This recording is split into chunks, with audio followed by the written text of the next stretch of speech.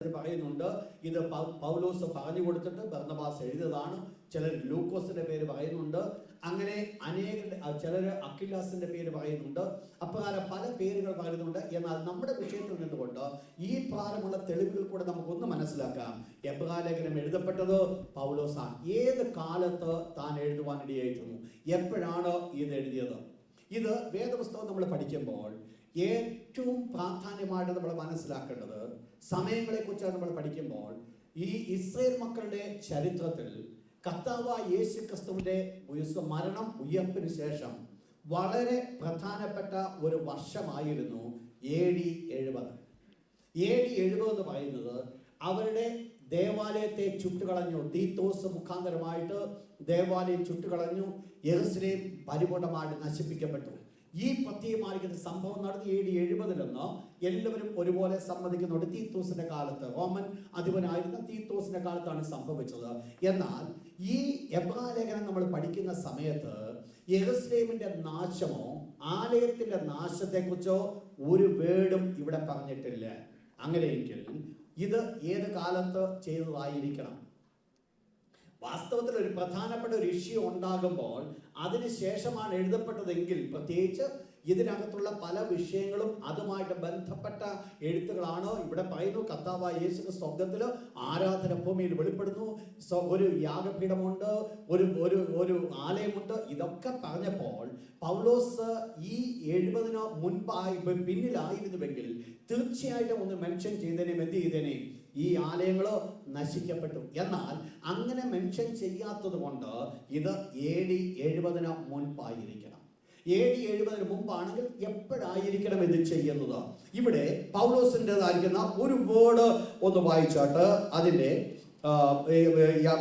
എബ്രായ ലേഖനം 13-ാം അധ്യായം അതിന്റെ 19-ാമത്തെ വാക്യം. Hebrews chapter 13 verse 19. എന്നെ നിങ്ങൾക്ക് വേഗത്തിൽ വീണ്ടും കിട്ടേണ്ടതിനോ. അപ്പോൾ ഇവിടെ അപ്പോസ്തലനായ പൗലോസ് പറയുന്നു എന്നെ നിങ്ങൾക്ക് വീണ്ടും വേഗത്തിൽ കിട്ടേണ്ടതിന്. ഒരുപക്ഷെ എത്ര പേര് ഇത് മനസ്സിലാക്കുന്നത് എനിക്ക് അറിയില്ല. മനസ്സിലാക്കാൻ പറ്റുന്നവർ ഇത് മനസ്സിലാക്കുക. കാരണം വേദപുസ്തകത്തിന്റെ അടിസ്ഥാനപരമായിരിക്കുന്ന ചില കാര്യങ്ങൾ മനസ്സിലാക്കിയെങ്കിലേ നമുക്ക് ഈ വിഷയം മനസ്സിലാക്കാൻ പറ്റും. നിങ്ങൾക്കറിയാം, അപ്പോസ്തലനായ പൗലോസ് ഈ ജാതികളുടെ അടുക്കിലേക്ക് സുവിശേഷവുമായിട്ട് കടന്നു ചെന്നിട്ട് അവിടുന്ന് ധനശേഖരവുമായിട്ട് നേരെ യെരൂശലേമിൽ ചെന്നു. യെരൂശലേമിൽ വെച്ചാണ് പൗലോസിനെ ആര് പിടിച്ചത്? യഹൂദന്മാർ പിടിച്ചത്. യഹൂദന്മാർ പിടിച്ച് റോമൻ അധികാരിയുടെ കൊടുത്തിട്ട് തുടർന്ന് പൗലോസിനെ റോമൻ കാരാഗൃഹത്തിലേക്ക് കൊണ്ടുപോവുകയാണ്. അപ്പോൾ യഹൂദയിൽ വെച്ചാണ്, യെരൂശലേമിൽ വെച്ചാണ് അപ്പോസ്തലനായ പൗലോസിനെ ബന്ധിച്ചത്. ശ്രദ്ധിക്കണേ നിങ്ങൾ, അപ്പോസ്തലനായ പൗലോസിനെ പിടിച്ചതിന് ശേഷമായിട്ട് പൗലോസിനെ നേരെ റോമിലേക്ക് കൊണ്ടുപോയി. അവിടെയാണ് പൗലോസ് കാരാഗൃഹത്തിൽ കിടന്നത്. നീണ്ട 3 വർഷമാണ് ആദ്യത്തെ പ്രാവശ്യം പൗലോസ് കാരാഗൃഹത്തിൽ കിടന്നു. നിങ്ങൾക്കറിയാം, പൗലോസ് വെട്ടുകൊണ്ട് വാൾ കൊണ്ട് കൊല്ലപ്പെടുവാനായിട്ട് കാരണമായി തീർന്നു. അപ്പോൾ ഇപ്രകാരം ആ പൗലോസ് മരിക്കുന്നതിന് മുമ്പ് പൗലോസ് ആദ്യമായിട്ട് കാരാഗൃഹത്തിൽ കിടന്ന വർഷം 3 വർഷമാണ്. എന്നാൽ അതിനുശേഷം ഒരു തൻ്റെ ജീവിതത്തിൽ ഉണ്ടായിരുന്നു, അല്ലെങ്കിൽ തന്നെ ജയിലിൽ നിന്ന് വെളിയിലേക്ക് വിട്ടു. നിങ്ങൾക്കറിയാം, പൗലോസിന്റെ ഭാഗത്തു നിന്ന് ഒരു തെറ്റ് കണ്ടുപിടിച്ചത് കൊണ്ടല്ല പൗലോസിനെ ജയിലിൽ കൊണ്ടിട്ടത്. പിന്നെയോ ഒരു പ്രത്യേകമാർക്കുന്ന വിഷയത്തിന് വേണ്ടി യഹൂദന്മാരുടെ പ്രത്യേകമാർക്കുന്ന ചിന്തയാണ് പൗലോസിനെ കൊണ്ട് കാരാഗൃഹത്തിലാക്കിയത്. എന്നാൽ ഇവിടുന്ന് പൗലോസ് വെളിയിലേക്ക് കടന്നു വന്നു. എന്നിട്ട് പൗലോസ് വീണ്ടും പറയുകയാണ്, നിങ്ങളുടെ അടുക്കലേക്ക് വീണ്ടും കടന്നു വരേണ്ടതിനു വേണ്ടി നിങ്ങൾ എനിക്ക് വേണ്ടി പ്രാർത്ഥിപ്പിൻ. അപ്പോൾ പൗലോസ് വീണ്ടും യെരൂശലേമിലേക്ക് കടന്നു പോകാൻ ആഗ്രഹിക്കുന്നു. നിങ്ങൾ മനസ്സിലാക്കണം, പൗലോസ് യെരൂശലേമിലേക്ക് കടന്നു പോകണമെങ്കിൽ പൗലോസിന്റെ ഉള്ളിൽ വലിയ ആഗ്രഹമുണ്ട്. നിങ്ങൾക്കറിയാം, പൗലോസിന്റെ ജീവിതത്തിന്റെ ഏറ്റവും വലിയ ആഗ്രഹമായിരുന്നു ജാതികളോട് സുവിശേഷം പറയാനായിരുന്നില്ല. പിന്നെയോ യെരൂശലേമിൽ കടന്നുപോയി അവിടെ പോയി സുവിശേഷം പറയാനായിരുന്നു പൗലോസിന്റെ താല്പര്യം. നിങ്ങൾ മനസ്സിലാക്കുന്നു, കൂടുതലായിട്ട് വെളിപ്പെടുത്തി പോകാനായിട്ട് സമയം ഒത്തിരി വേണ്ടതുകൊണ്ട് ഞാൻ അങ്ങ് വിടുകയാണ്. അപ്പോൾ പൗലോസിന്റെ ആഗ്രഹം എന്ന് പറയുന്നത് ഈ ജാതികളോട് സുവിശേഷം പറയുന്നതിനേക്കാൾ യെരൂശലേമിലേക്ക് കടന്നു പോകാനായിരുന്നു തന്റെ താല്പര്യം. എന്നാൽ ദമസ്കോസിന്റെ പടിവാതിൽക്ക് വെച്ച് വെളിപ്പെട്ടവനായിരിക്കും ദൈവം പൗലോസിനോട് ഇപ്രകാരം പറഞ്ഞു, പൗലോസേ, ഞാൻ നിന്നെ തെരഞ്ഞെടുത്തത് ജാതികൾക്ക് വേണ്ടി. അവിടെ പറയുന്നത് ജാതികൾക്കും രാജാക്കന്മാർക്കും ഇസ്രായേൽ മക്കൾക്കും വേണ്ടി എനിക്ക് എൻ്റെ ഒരു പാത്രമാകേണ്ടതിനാ ഞാൻ നിന്നെ തെരഞ്ഞെടുത്തു. അവിടെയാണ് പൗലോസിന്റെ കാഴ്ചപ്പാട് മാറിയത്. പൗലോസ് നേരെ ജാതികളിലേക്ക് കടന്നു പോകാൻ കാരണമായി തീർന്നത്.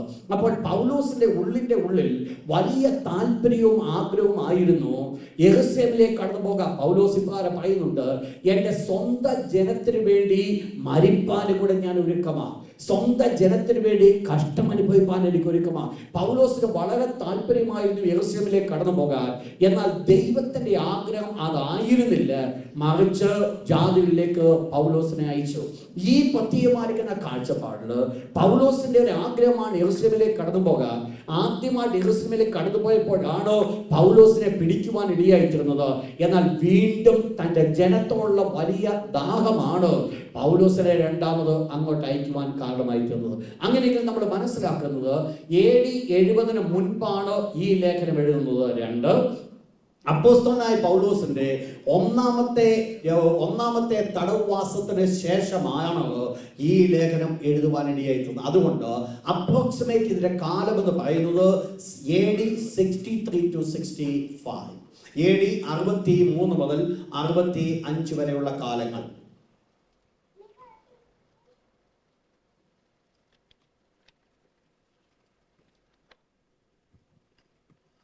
ഇതാർക്ക് വേണ്ടി എഴുതി?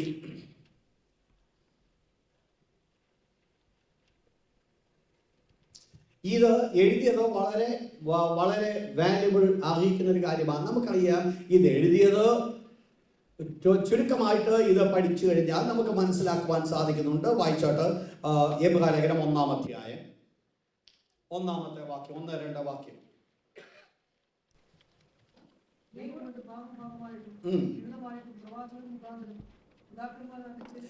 ദൈവം പണ്ട് ഭാഗമായി വിവിധമായിട്ടും പിന്നീട് പ്രവാചകന്മാർ മുഖാന്തരം ആരോട് സംസാരിച്ചു? പിതാക്കന്മാരോട്. അപ്പോൾ ആരായി പിതാക്കന്മാര്?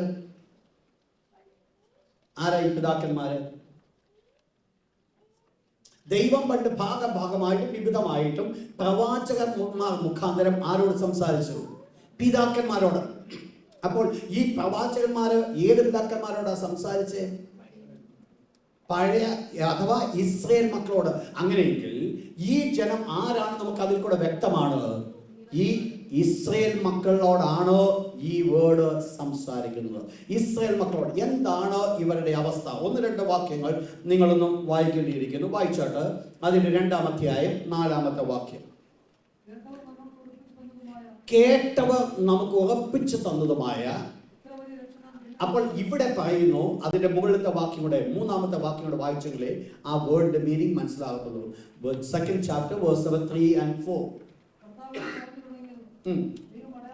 കർത്താവ് താൻ പറഞ്ഞു തുടങ്ങിയതും ദൈവം അടയാളങ്ങളാലും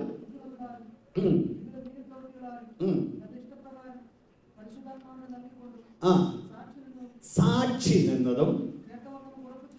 അപ്പോൾ ഇവിടെ 3 കാര്യങ്ങളെ കുറിച്ചാണ് ഇവിടെ പറയുന്നത്. 1 പറഞ്ഞു, കർത്താവ് താൻ പറഞ്ഞു തുടങ്ങി. ആരാ കർത്താവ്? യേശു ക്രിസ്തു പറഞ്ഞു തുടങ്ങി. 2 അവിടെ പറയുന്നു, ദൈവം അടയാളങ്ങളാലും അത്ഭുതങ്ങളാലും വിവിധ വീര്യപ്രവൃത്തികളാലും തന്റെ ഇഷ്ടപ്രകാരം പരിശുദ്ധാത്മാവിനെ നൽകിക്കൊണ്ട് സാക്ഷി നിന്നു. അപ്പോൾ ദൈവം സാക്ഷി നിന്നു. എങ്ങനെ? അടയാളങ്ങളാൽ, അത്ഭുതങ്ങളാൽ, വിവിധ വീര്യപ്രവൃത്തികളാൽ. അപ്പോൾ ഈ കേട്ട ജനം, ഈ ജനമെന്ന് പറയുന്നത് സാധാരണപ്പെട്ട വ്യക്തികളല്ല. 1 ഞാൻ പറഞ്ഞത്, കർത്താവ് താൻ പറഞ്ഞു തുടങ്ങി. കർത്താവിന്റെ സ്വരമാണ് അവർ കേട്ടത്. 2 ദൈവം അത്ഭുതങ്ങള്, പരിശുദ്ധാത്മാവിനെ സാക്ഷി നിർത്തിക്കൊണ്ട് അത്ഭുതങ്ങള്, അടയാളങ്ങൾ വെളിപ്പെടുത്തി. 3 അവിടെ പറയുന്നത് കേട്ടവർ നമുക്ക് ഉറപ്പിച്ചു തന്നു. അപ്പോൾ ഇത് 1 ആര് കേട്ടതാ? ഒരു പർട്ടിക്കുലർ ജനം കേട്ടവരാണോ? ആ കേട്ടവരാണോ എങ്ങോട്ട് തന്നേക്കുന്നത്? ഈ പറയപ്പെടുന്ന ജനത്തിനോ കൊടുത്തത്. അങ്ങനെയെങ്കിൽ നിങ്ങൾ മനസ്സിലാക്കണം. ഒരു വാക്യം കൂടെ വായിച്ചാലും എബ്രായ ലേഖനം 13-ാം അധ്യായം അതിന്റെ 7-ാമത്തെ വാക്യം. Hebrews chapter 13 verse 7. ഇത് വളരെ വാല്യുബിൾ ആണ് ആ പ്രത്യേകമായ ചിന്തയ്ക്ക്, ഈ എബ്രായ ലേഖനം പഠിക്കുന്നതിന്. വായിച്ചോട്ടെ 13-7. നിങ്ങളോട് ദൈവവചനം പ്രസംഗിച്ച് നിങ്ങളെ നടത്തിയവരെ ഓർത്തുകൊള്ളുവീൻ, അവരുടെ ജീവാവസാനം ഓർത്ത്. മതി. ഇവിടെ പറയുന്നു നിങ്ങളോട് ദൈവവചനം പ്രസംഗിച്ച് നിങ്ങളെ നടത്തിയവരെ ഓർത്തുകൊള്ളുവീൻ. എന്നിട്ട് പിന്നെ പറയുന്നത് എന്തുവാ? അവരുടെ ജീവാവസാനം ഓർത്ത്. അങ്ങനെയാണെങ്കിൽ ഈ തലമുറ എന്ന് പറയുന്നത് ഏത് തലമുറയായിരിക്കണം? അപ്പോസ്തലനായ പൗലോസ് ഇവർക്ക് എഴുതുമ്പോൾ ഇപ്രകാരം പറഞ്ഞു, നിങ്ങളെ നടത്തുന്നവരെ അനുസരിച്ച് അവർക്ക് കീഴടങ്ങിയിരിപ്പീൻ. എന്നിട്ട് താഴെ പറയുന്ന വേർഡ് അവരുടെ അതിന് മുകളിൽ നിന്നോടൊന്ന് വായിച്ചോട്ടെ. നിങ്ങളോട് ദൈവവചനം പ്രസംഗിച്ച് നിങ്ങളെ നടത്തിയവരെ ഓർത്തും. അപ്പോൾ നിങ്ങൾ ആദ്യം എന്ത് ചെയ്യണം? നിങ്ങളോട് ദൈവവചനം പ്രസംഗിച്ച് നിങ്ങളെ നടത്തിയവരെ നിങ്ങൾ ഓർക്കണം. രണ്ടാമത് പറയുന്നു അവരുടെ ജീവാവസാനം ഓർത്ത്. അങ്ങനെയാണെങ്കിൽ നിങ്ങളെ നടത്തിയവർ എല്ലാവരും എന്ത് ചെയ്തു? അവർക്കെല്ലാം എന്ത് സംഭവിച്ചു? അവർ മരിച്ചുപോയി. അങ്ങനെയാണെങ്കിൽ ഇത് ഏത് ജനറേഷൻ ആയിരിക്കണം അപ്പോസ്തലനായ പൗലോസ് ഫോക്കസ് ചെയ്യുന്നത്?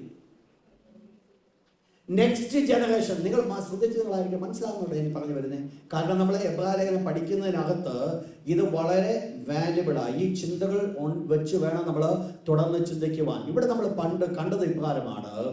അവിടെ പറയുന്നത് നിങ്ങൾക്ക് ദൈവവചനം പ്രസംഗിച്ച് നിങ്ങളെ നടത്തിയവരെ ഓർത്തുകൊള്ളുവിൻ. എന്നിട്ട് പറയുന്നു അവരുടെ വിശ്വാസം അവരുടെ അവസാനം ജീവാവസാനം ഓർത്ത് അവരുടെ വിശ്വാസം അനുകരിപ്പിൻ. അപ്പോൾ അവരെല്ലാവരും നിങ്ങളെ നടത്തിയവരെല്ലാവർക്കും എന്ത് സംഭവിച്ചു? മരിച്ചുപോയി. അപ്പോൾ മരിച്ചതിന് ശേഷമുള്ള ഒരു നെക്സ്റ്റ് തലമുറയ്ക്കാണോ ആര് ഈ ലേഖനം എഴുതുന്നത്? പൗലോസ് ഈ ലേഖനം എന്ന് പറഞ്ഞാൽ ആദ്യത്തെ തലമുറ ആരായിരുന്നു? ഇവരെല്ലാവരും ദൈവത്തിന്റെ മക്കളായിരുന്നു. എല്ലാവരും ദൈവത്തെക്കുറിച്ച് കേട്ടതും കണ്ടതും കർത്താവായ യേശുക്രിസ്തു ഈ ലോകത്തിലായിരുന്നപ്പോൾ യേശുക്രിസ്തുവിന്റെ പ്രവർത്തനം കണ്ടും കേട്ടും സാക്ഷി നിന്നതുമാണ്. എന്നാൽ ഇപ്പോഴത്തെ ജനമെന്ന് പറയുന്നത് ആ കണ്ടും കേട്ടുമുള്ള കുറച്ചു പേരുണ്ട് എന്നുള്ള സത്യമാണെങ്കിലും മജോറിറ്റി ഇവിടെ ഉള്ളവരാണ്. ആ തലമുറ മരിച്ചു പോയിട്ട് ഇപ്പോൾ ഒരു പുതിയ തലമുറയാണ് കടന്നു വരുന്നത്. മനസ്സിലാകുന്നുണ്ടോ? അപ്പോൾ ഇപ്പോഴത്തെ ഈ എബ്രായലേഖനം എഴുതുമ്പോൾ ഈ തലമുറ എന്ന് പറയുന്നത് ഒരു ന്യൂ ജനറേഷനാണ്. അപ്പന്മാര് കർത്താവിനെ സ്വീകരിച്ചു, അവരിൽ കൂടെ ജനിച്ചു വളർത്തപ്പെട്ടതായിരിക്കുന്ന മക്കള് അപ്പന്മാരെ അതേ വിശ്വാസത്തിൽ കൂടെ മക്കളെ കൊണ്ടുവന്നത് കൊണ്ട് അവരും വിശ്വാസികളായി തീർന്നവരാണ്. എന്നാൽ ഇവരുടെ ഇപ്പോഴത്തെ സിറ്റുവേഷൻസ് എന്തെന്ന് നമ്മൾ മനസ്സിലാക്കണം. എന്താണ് ഈ ലേഖനം എഴുതുവാനുള്ള പശ്ചാത്തലം? എന്തുകൊണ്ടാണ് പൗലോസ് ഇത് എഴുതിയത്? അതിന്റെ പ്രാധാന്യത ഒന്ന് വായിച്ചോട്ട്. എബ്രായലേഖനം 10-ാം അധ്യായം 32, 33, 34. Hebrews chapter 10 verse number 32 to 34.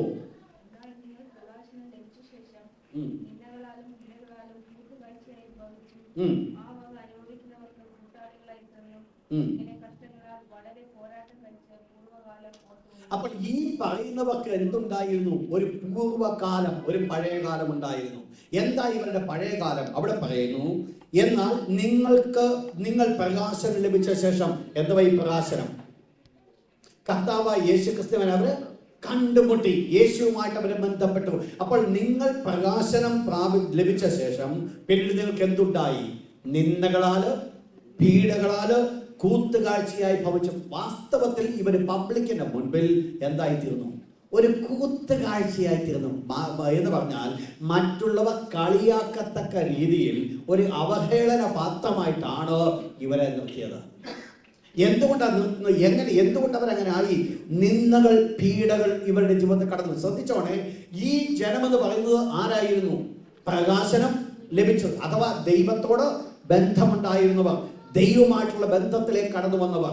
എന്നാൽ ഇപ്പോഴത്തെ അവരുടെ അവസ്ഥ, ഒരു വലിയ കഷ്ടതയിൽ കൂടിയാണ് അവർ മുൻപോട്ട് പോയത്. ഇപ്പോൾ അവർ കഴിഞ്ഞ കാലങ്ങളിലേക്ക് നോക്കിയാൽ അവർ വളരെ നിന്ദാവിഷയമായി തീർന്നവരാണ്, വളരെ ഹീനമായി തീർന്നവരാണ്. അപ്പോസ്തലനായ പൗലോസ് ഈ വേർഡ് പറയുവാനുള്ള കാരണം എന്ത്? വായിച്ചാട്ട് അതിന്റെ 35-ാമത്തെ വാക്യം, അതേ അധ്യായം, വേഴ്സ് 35. അതുകൊണ്ട് മഹാപ്രതിഫലമുള്ള നിങ്ങളുടെ ധൈര്യം തള്ളിക്കളയരുത്. എന്തുകൊണ്ടാണ് പൗലോസ് ഇവരോട് പറഞ്ഞത് നിങ്ങൾക്ക് മഹാപ്രതിഫലമുണ്ട്, നിങ്ങളുടെ ധൈര്യം തള്ളിക്കളയരുതെന്ന് പറഞ്ഞു കഴിഞ്ഞാൽ ഇവരെവിടെ നിൽക്കുകയാണ്? അവരെവിടെയാണ് നിൽക്കുന്നത്? അറ്റ് ദ വേർഡ്സ് ഓഫ് ഒരു വലിയ ഡിസിഷനിലേക്ക് അവർ കടന്നു വരിക. എന്തായിരുന്നു അവരുടെ തീരുമാനം, അവരുടെ ചിന്ത? ഞാൻ വന്നത് ശരിയായിരിക്കുന്ന വഴിയാണ്, ഞാൻ എടുത്തത് ശരിയായ തീരുമാനമാണോ? ഇവരെവിടുന്നാണ് ഇവർ വിട്ടുപോകുന്നത്? പഴയ ആചാരത്തിൽ നിന്നാണ്. എവിടുന്നാണ്?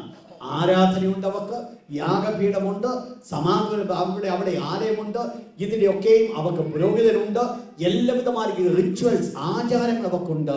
ഇതിൻ്റെ ഒക്കെ നടുവിൽ നിന്നാണ് അവർ വെളിയിലേക്ക് കടന്നു വന്നത്. വെളിയിലേക്ക് കടന്നു വന്നപ്പോൾ അവരനുഭവിച്ചു കാണിക്കുന്ന കഷ്ടത മുഖാന്തരമായിട്ട് അവർക്ക് തന്നെ ഒരു കൂത്തുകാഴ്ചയായിട്ട് തോന്നത്തക്ക രീതിയിൽ അവഹേളന പാത്രമായപ്പോൾ അവരുടെ ഒരു കാര്യം മനസ്സിലാക്കി, ഈ രീതിയിൽ എന്ത് ചെയ്യാൻ പറ്റത്തില്ല, മുൻപോട്ട് പോകാനായിട്ട് ബുദ്ധിമുട്ടാണ്. അപ്പോൾ നിങ്ങൾ മനസ്സിലാക്കണം, എബ്രായലേഖനത്തിന്റെ വളരെ പ്രാധാന്യത പറയുന്നത് സാധാരണപ്പെട്ട ഒരു ജനത്തെ ഫോക്കസ് ചെയ്യല്ല എബ്രായലേഖനം. എബ്രായലേഖനത്തില് ദൈവത്തിന് വേണ്ടി ഇറങ്ങിത്തിരിച്ചു മാറിക്കുന്ന ദൈവത്തിന്റെ മക്കൾ, ദൈവമായിട്ട് ബന്ധത്തിലേക്ക് കടന്നു വന്ന ദൈവത്തിന്റെ മക്കൾ, അവരുടെ ജീവിതത്തിൽ കൂടെ കടന്നു വന്നിരിക്കുന്ന പ്രശ്നങ്ങൾ, പ്രയാസങ്ങൾ, പ്രതികൂലങ്ങൾ, ഇതെല്ലാത്തിൽ കൂടെ അവർ കടന്നു പോയപ്പോൾ ഒന്ന് അവരെ തിരിച്ച് ചിന്തിപ്പിക്കുകയാണോ, ഞങ്ങൾ എടുത്ത വഴി ശരിയാണോ എന്ന്. ഞങ്ങൾ ശരിയായിട്ടാണോ പോയത്, അതോ ഞങ്ങൾക്ക് തെറ്റിപ്പോയോ? അപ്പോൾ തെറ്റിപ്പോയോ എന്ന് ചിന്തിക്കുവാനുള്ള കാരണമുണ്ട്. അവർക്ക് പിന്മായി പോകുവാനുള്ള ആഗ്രഹങ്ങൾ അവരുടെ ഉള്ളിൽ ധാരാളമായിട്ടുണ്ട്. വായിച്ചോട്ട് എബ്രായലേഖനം 10-ാം അധ്യായം 37-ാമത്തെ വാക്യം, വേഴ്സ് 37. അവിടെ പറയുന്നു, ഇനിയും എത്ര കാലം കഴിഞ്ഞിട്ട് വരുവാനുള്ളവൻ വരും. അപ്പോൾ രണ്ടാമത്തെ അവരുടെ പ്രശ്നം, ഒന്ന് അവർക്ക് മനസ്സിലായി ഇതൊക്കെ കഷ്ടതകൾ കടന്നു വന്നു, അവരെടുത്ത സ്റ്റെപ്പ് ശരിയാണോ. രണ്ട്, അവരുടെ മുൻപിൽ ഉണ്ടായിരുന്നത് അവരൊക്കെ ചിന്തിച്ചു കർത്താവ് വളരെ പെട്ടെന്ന് കടന്നു വരും. അപ്പോസ്തലനായ പൗലോസ് ആഗ്രഹിച്ചു തൻ്റെ കാലത്ത് തന്നെ കർത്താവ് വരും. പത്രോസ് അത് മനസ്സിലാക്കി, എല്ലാ ഭക്തന്മാരും ഇത് തന്നെ മനസ്സിലാക്കി. ഈ കൂട്ടത്തിൽ ഇവരും ഒന്ന് മനസ്സിലാക്കി കർത്താവ് വളരെ പെട്ടെന്ന് വരും. എന്നാൽ ഇവർ പ്രതീക്ഷിച്ചതുപോലെ കർത്താവ് അതുവരെ വന്നിട്ടില്ല. ഇത് വരാതിരിക്കുമ്പോൾ ഇവർക്ക് ഒരു ചിന്ത വന്നു, ഇനിയും കർത്താവ് വരുമോ? അവിടെ പറയുകയാണ്, ഇനിയും അല്പകാലം കഴിഞ്ഞിട്ട് വരുവാനുള്ളവൻ വരും, താമസിക്കില്ല. അപ്പോൾ കർത്താവിന്റെ വരവിനെ ഒന്ന് എംഫസിസ് ചെയ്യുക ഇവിടെ അപ്പോസ്തലനായ പൗലോസ്. ഞാൻ ആദ്യം പറഞ്ഞു, ഇവരുടെ കഷ്ടങ്ങൾ, പ്രശ്നങ്ങൾ, പ്രയാസങ്ങൾ കടന്നു വന്നപ്പോൾ തങ്ങളുടെ സ്റ്റെപ്പ് ശരിയോ എന്ന് ചിന്തിച്ചുകൊണ്ടിരുന്ന ജനത്തിന് അപ്പോസ്തലനായ പൗലോസ് വെളിപ്പെടുത്തി കൊടുക്കുകയാണ്, നിങ്ങൾക്ക് ഒരു മഹാപ്രതിഫലമുണ്ട്. അതുകൊണ്ട് നിങ്ങൾ എടുത്തിരിക്കുന്ന സ്റ്റെപ്പ് ശരിയാണ്, നിങ്ങൾ നിൽക്കുന്നത് നിങ്ങൾ ശരിയാണ്. ഇന്നത്തെ കഷ്ടതയുണ്ടെങ്കിലും നിങ്ങൾ അതിനെക്കുറിച്ച് ഭാരപ്പെട്ട കാര്യമില്ല, മുൻപോട്ട് വിടുവാൻ തക്കവണ്ണം അപ്പോസ്തലനായ പൗലോസ് ആഗ്രഹിച്ചു. ഇതുകൊണ്ടാണ് ഈ പുസ്തകത്തിന്റെ ഏറ്റവും പ്രധാനപ്പെട്ട ചിന്ത, രണ്ട് ചിന്ത. വായിച്ചോട്ട് എബ്രായലേഖനം 3-ാം അധ്യായം 1-ാമത്തെ വാക്യം, ഹീബ്രൂസ് ചാപ്റ്റർ 3 വേഴ്സ് നമ്പർ 1.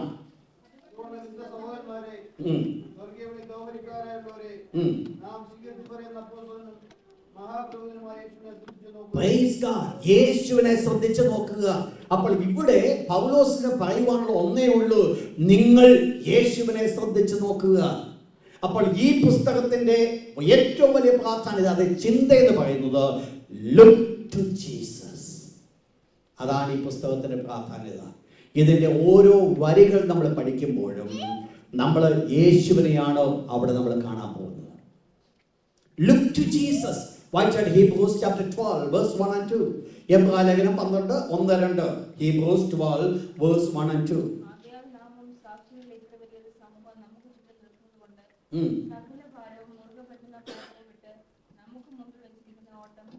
താഴത്തെ വാക്യം കൂടെ, വിശ്വാസ നായകനും.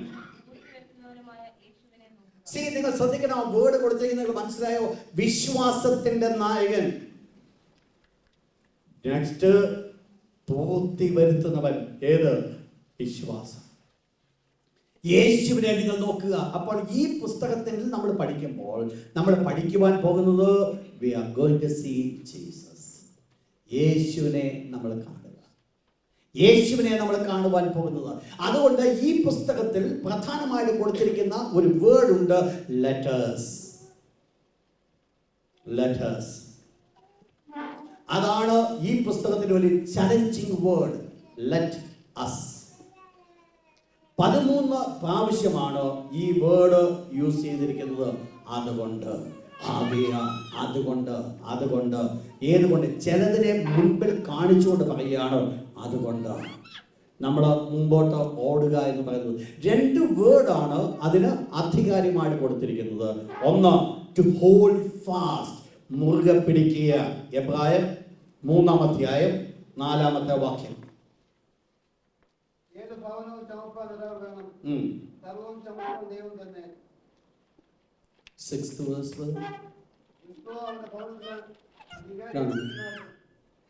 എബ്രായർ 3-ാം അധ്യായം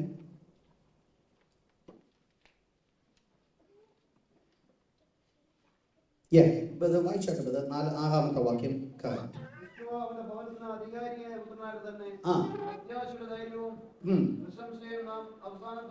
മുറുകെ പിടിക്കുക, to hold fast.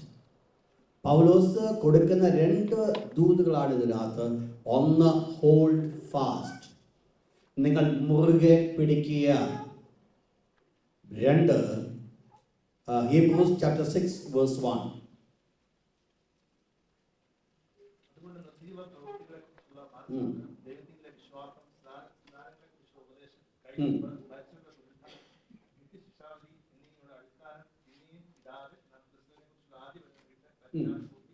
പരിജ്ഞാനബുദ്ധി, to the maturity.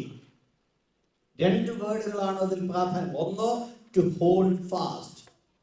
രണ്ടാമത്തത്, and to go unto maturity. പക്വതയിലേക്ക്, പൂർണ്ണതയിലേക്ക് ഓടിപ്പോകുക. നിങ്ങൾ ശ്രദ്ധിച്ച് നിങ്ങൾ ആ ചിന്തകളൊക്കെ നിങ്ങളുടെ മുമ്പിൽ ഇരിക്കണം. ഒന്ന്, എബ്രായ വിശ്വാസികൾ ഒരു പകതിലിച്ച് അല്ലെങ്കിൽ ഒരു വല്ലാത്തൊരു സിറ്റുവേഷൻ നിൽക്കുന്ന ജനത്തെ എൻകറേജ് ചെയ്യുവാനായിട്ട് പൗലോസ് പറയുക. എന്താ പൗലോസ് കൊടുക്കുവാൻ തോന്നുന്നു? ഒന്നേ ഉള്ളൂ, യേശുവിനെ നോക്കുക. അതാണ് തോന്നുന്നത്. അതിനെന്ത് ചെയ്യണം? പൗലോസ് പറയുന്നു, ലെറ്റേഴ്സ്, നമുക്ക് ഒരുമിച്ച്. അതുകൊണ്ട് എന്ത് ചെയ്യണം? 2 കാര്യം ചെയ്യണം. ഒന്ന്, നിങ്ങൾ മുറുകെ പിടിക്കണം. 2, മച്യൂരിറ്റിയിലേക്ക് നിങ്ങൾ കടന്നു പോകണം. ഈ പുസ്തകത്തിന്റെ ദ കീ വേർഡ്, ഏറ്റവും പ്രധാനപ്പെട്ട വേർഡ്, ഏത് പുസ്തകത്തിനും അതിന് കീ വേർഡ് ഉണ്ട്. ആ key word better than.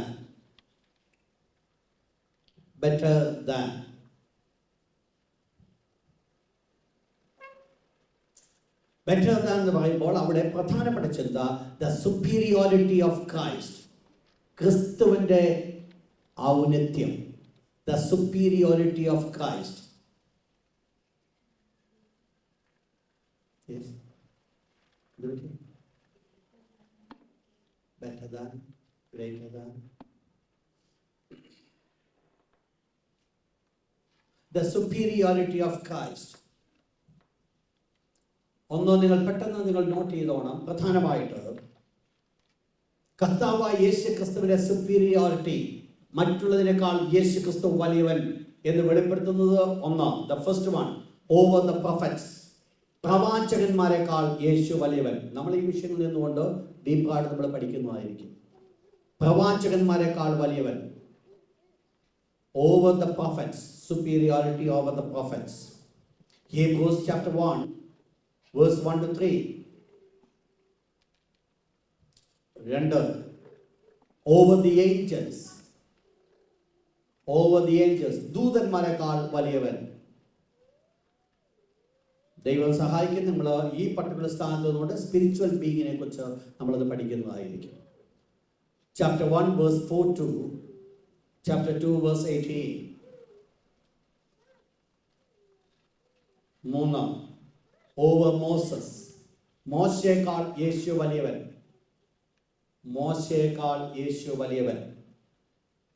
Hebrews chapter 3. 4, over Joshua, ജോഷുവയേക്കാൾ വലിയവൻ.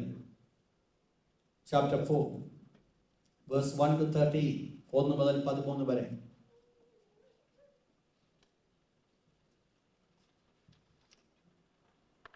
5, ഓവർ ഏരൻ, അഹരോനേക്കാൾ വലിയവൻ. Hebrews chapter 4 verse 14 to 7th chapter verse 18.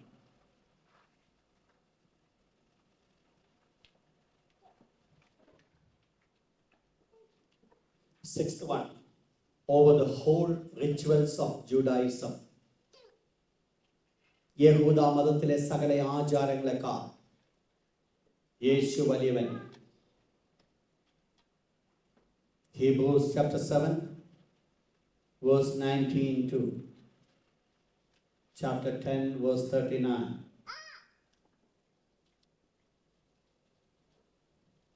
റോമക്കലേനും എബ്രായലേനും തമ്മിൽ ഒരു വലിയ വ്യത്യാസമുണ്ട്.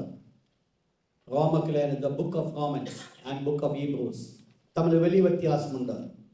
ദ ബുക്ക് ഓഫ് റോമൻസ് പ്രധാനമായിട്ട് പഠിപ്പിക്കുന്നത് the necessity of Christian faith, ക്രിസ്തീയ വിശ്വാസത്തിന്റെ ആവശ്യകത.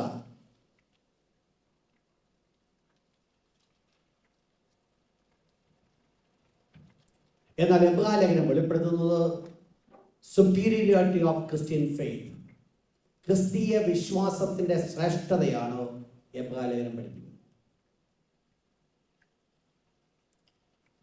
Book of Hebrews the necessity of faith, വിശ്വാസത്തിന്റെ ആവശ്യകതയെ വെളിപ്പെടുത്തുമ്പോൾ, ബുക്ക് ഓഫ് റോമൻസ് വിശ്വാസത്തിന്റെ ആവശ്യകത വെളിപ്പെടുത്തുമ്പോൾ, ബുക്ക് ഓഫ് ഹീബ്രൂസ് അത് വെളിപ്പെടുത്തുന്നത് the superiority of faith, Christian faith. superiority of Christ, note ചെയ്താണ് superiority of Christ. അത് പ്രധാനമായിട്ട് ടു വേസ്, രണ്ട് രീതിയിലാണ് വെളിപ്പെടുത്തിയിരിക്കുന്നത്. superiority of Christ in two ways. ഒന്ന്, in the person, യേശുവിന്റെ വ്യക്തിത്വത്തിൽ.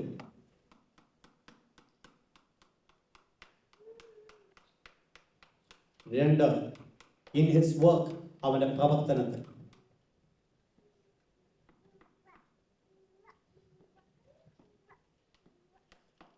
ഒന്ന് ഇൻ ഹിസ് പേഴ്സൺ, രണ്ട് ഇൻ ഹിസ് വർക്ക്. വാക്യങ്ങളൊന്ന് നോട്ട് ചെയ്താൽ Hebrews chapter 1 verse 4, 6th chapter verse 9, 7th chapter verse 7, verse 19, 22, 8th chapter verse 6, 9th chapter verse 23, 10th chapter verse 34, 11th chapter verse 16, 35, 40,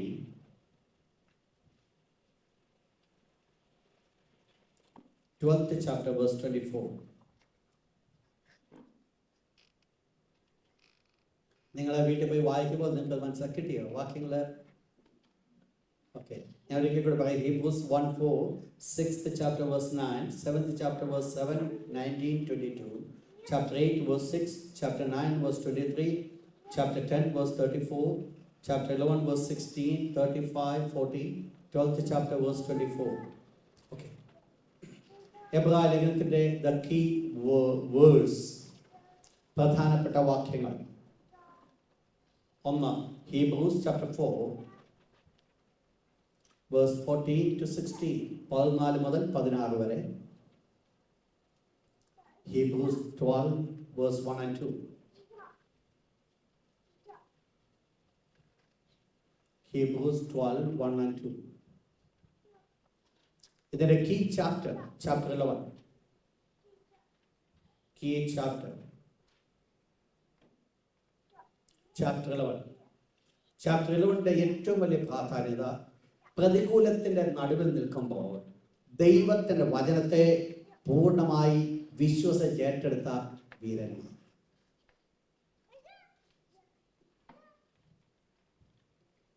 Records those who willingly took God at his word, even when there was nothing to cling but his promise. Hebrews നമ്മൾ രണ്ടായിട്ട് divide, നിങ്ങളത് not ചെയ്തോ? Okay, ഞാൻ പെട്ടെന്ന് പറഞ്ഞില്ല. Records, Hebrews 11 records those who willingly took God who willingly took God at His word, even when there was nothing to cling to but His promise.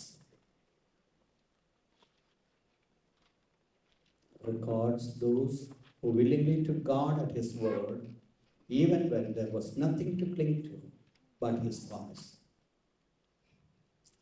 എബ്രായ ലേഖനത്തെ പ്രധാനമായിട്ട് നമ്മൾ രണ്ടായി തിരിക്കുന്നു. Outline may divide into two.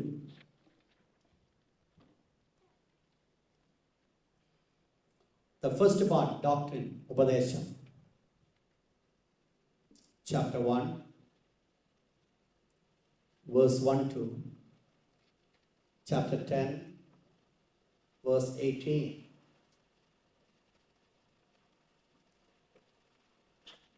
Second, practical, പ്രായോഗികം, chapter 10, verse 19 to chapter 13, verse 25. കർത്താവായ യേശുക്രിസ്തുവിന്റെ സുപ്പീരിയോറിറ്റിയുമായിട്ടുള്ള ബന്ധത്തിൽ നമ്മൾ ബുക്കിനെ നമ്മൾ ഡിവൈഡ് ചെയ്യാൻ പോകുകയാണ്. അതിനെ നമ്മൾ മൂന്നായിട്ട് ഡിവൈഡ് ചെയ്യുന്നു. The first one, superiority of Christ in person. Superiority of Christ in person. It's valuable points. Superiority of Christ in person.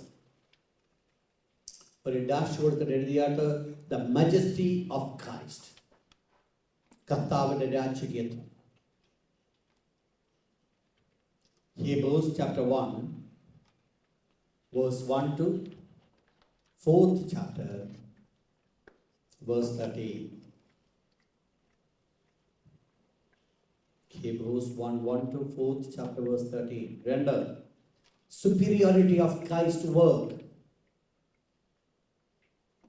Superiority of Christ's work. ക്രിസ്തുവിന്റെ പ്രവർത്തനത്തിന്റെ ഔന്നത്യം. ഒരു ഡാഷ് കൊടുത്ത് എഴുതിയാട്ട് ദ മിനിസ്ട്രി ഓഫ് ക്രൈസ്റ്റ്. യേശുവിന്റെ ശുശ്രൂഷ. The ministry of Christ. Hebrews 4:14 to 10th chapter, verse 18. എബ്രായർ 4:14 മുതൽ 10ാം അധ്യായം 18ാമത്തെ വാക്യം വരെ. മൂന്നാമത്തെ part, the superiority of Christ's walk. Superiority of Christian walk.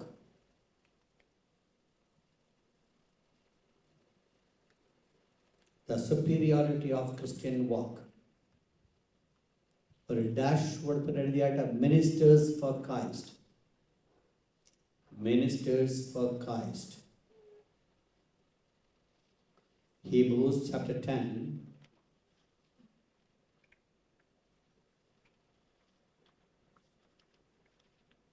verse 19 to 13th chapter, verse 25.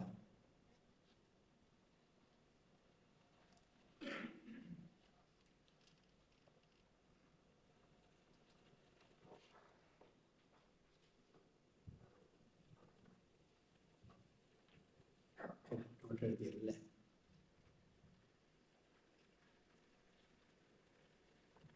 Introduction ആയതുകൊണ്ട് ഒരല്പം നോട്ട് ചെയ്ത് വന്നത്. നെക്സ്റ്റ് ഡേയിൽ ഇത്രയും കാണത്തില്ല. നമ്മുടെ വിഷയങ്ങളിലേക്ക് നമ്മൾ കടക്കുക.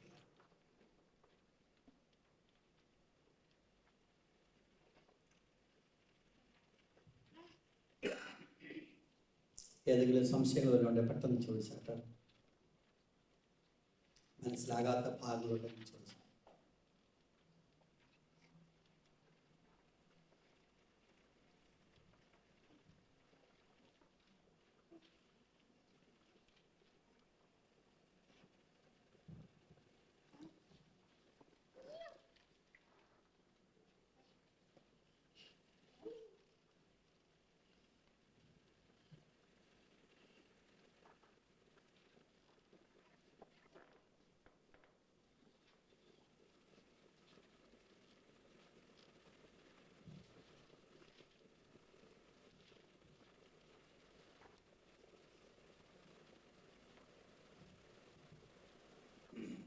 ഈ പുസ്തകത്തിൻ്റെ ഏറ്റവും വലിയ വാല്യൂ എന്ന് പറയുന്നത് നമ്മൾ ഒത്തിരി എൻകറേജ് ചെയ്യുന്നതായിരിക്കും. നെക്സ്റ്റ് ക്ലാസ്സോട് നിങ്ങൾക്കത് മനസ്സിലാക്കണം. So encourage. കാരണം എല്ലാ ചിന്തകളിലും നമ്മൾ കാണാൻ പോകുന്ന യേശുവാണ്. അതിൻ്റെ കൂടെ നമുക്കുള്ള ചിന്ത ലെറ്റസ് നമ്മൾ മുമ്പോട്ട് സ്റ്റെപ്പ്. ഇത് സോ എൻകറേജ്. പ്രത്യേകിച്ച് നമ്മുടെ ബുദ്ധിമുട്ടിൻ്റെ മധ്യത്തിൽ ഒത്തിരി ബലം തരുക. അടുത്ത ആഴ്ചയിൽ എന്തെങ്കിലും ചോദ്യങ്ങളുണ്ടോ? യെസ്.